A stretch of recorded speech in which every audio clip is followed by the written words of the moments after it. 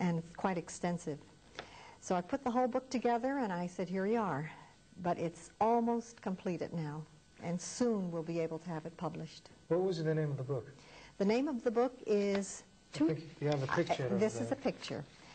Two trapped turtles, and the world responds. And that's exactly what happened. I think this is the picture of Mr. Abdullah. Yes, it is. Yes. And he has the victory sign, of course. Yes, this is after catching the second one. Yes. So the camera can take it close. Mm-hmm.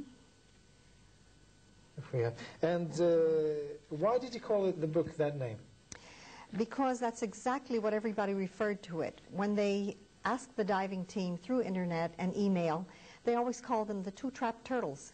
What happened to the two turtles, the two trapped turtles? So we thought, two trapped turtles and the world responds. We thought that would be a good title for it. It's very exciting and I would say very courageous what the diving team did. There's more than meets the eye. It's not just sitting in a boat trying to catch a turtle. It's many obstacles, many, and they faced some dangers also.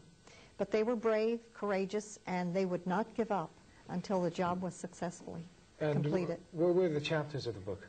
The chapters of the book are, the first chapter is the story of the turtles, how they were trapped and how they were rescued.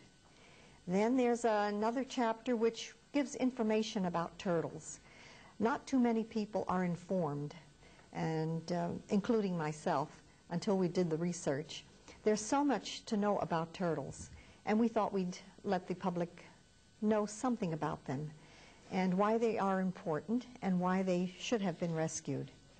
The last chapter is about the Kuwait diving team, which they should have full recognition, and I thought we would do that. And the book that you wrote, of course, it was in English. Do you think now internationally it will be accepted by the international people, I mean? Yes, I'm very sure because of the response they had received. Everybody's asking, how did you do it? And when they were informed that a book was being written, they are calling even now and sending messages. We want the book. We want the book. Can we have a copy of the book? Where can we get it? And they all seem interested. You know, there are many organizations in the world that are interested only in saving endangered species. And of course, these creatures are.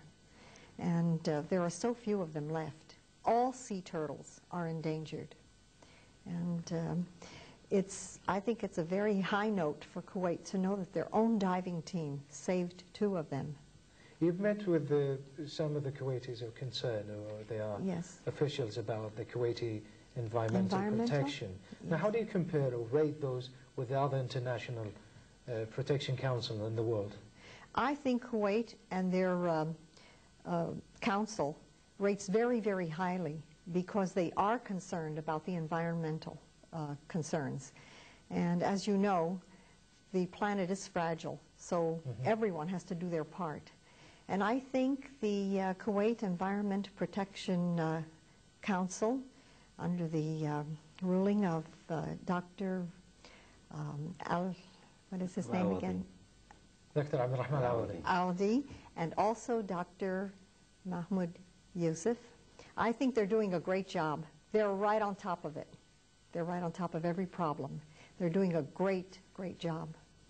Now, the Kuwait diving team, which rescued those turtles, did they receive any words internationally? Yes, they were congratulated, first of all, by everyone all over the world.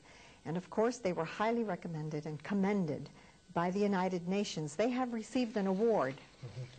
And this award is congratulating them and also for their continuing efforts.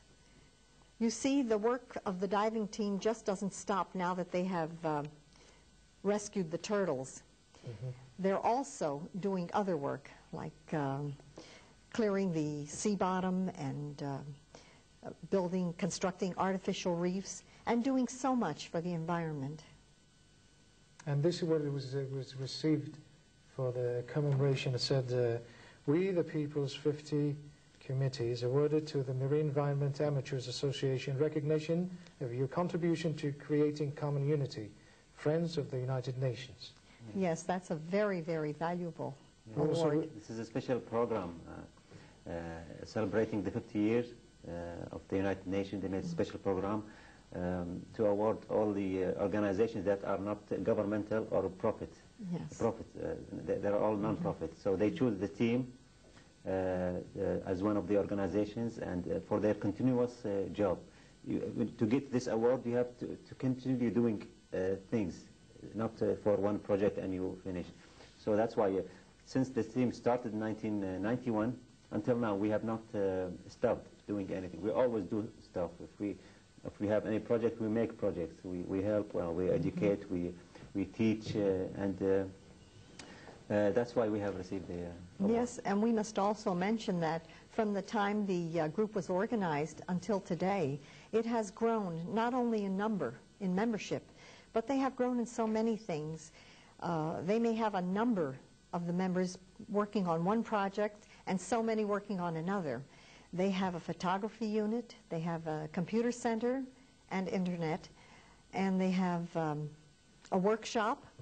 They have an international diving school. They have international instructors. And they have a beautiful library containing many books and videos on all sorts of safety rules and scuba diving and fishing and just cleaning the environment.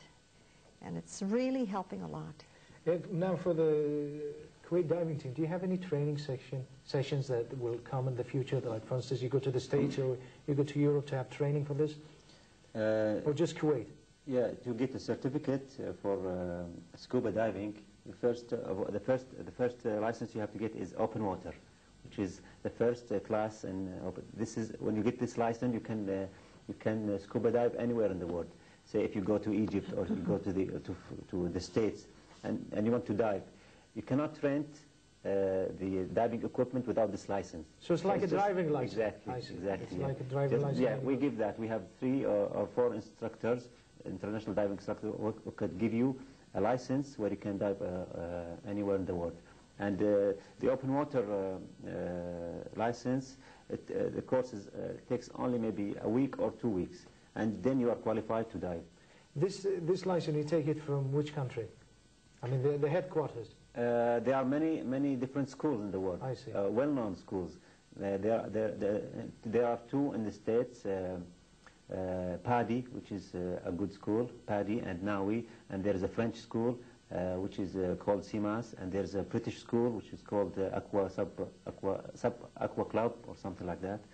And any of them can give you an international license to Do dive. you have to be in a specific weight to be a diver? No, you can't. Of course, you have to be healthy first, and you have to be over 12 years old, because small children are not well developed for the lungs to breathe underwater.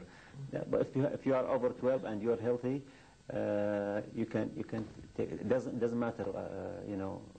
Any other thing doesn't matter. You have to be just over 12 and willing to learn how to dive. Let's say you are, for instance, you are 150 kilos. You're a big belly. Can you dive? You get a big suit, so it doesn't matter. This is your problem. And a lot of oxygen needed for that. Now, Mrs. Abdullah, let's talk about your Facebook. That you publish here in Kuwait. I think it's about Kuwait. Yes, what was the name of the book? It's called Portrait of Kuwait. I wanted to give a real positive picture of Kuwait. I didn't want everybody to remember just the Gulf War. There's so many things to know about Kuwait.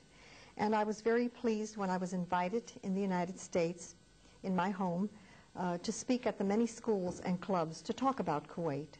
And they were fascinated. In fact, when I go home now, I still have more invitations. They really want to know about Kuwait. I see. How long did it take you to write this book? That book took 3 years. I see. When did you start writing the book? As soon as we got here, in 1993. But we had been here 3 years earlier, at an earlier date. And this one was so different because I could compare from the first 3 years that we were here until the last 3 years. And I must say that I thought I covered just about everything. And I do want to thank all the people in Kuwait for all their kindness shown to me. And I will be leaving Kuwait, which I'm sorry to say, but I'll have pleasant memories. You're welcome to come back anytime. I would like that. And I believe that you have the most pleasant and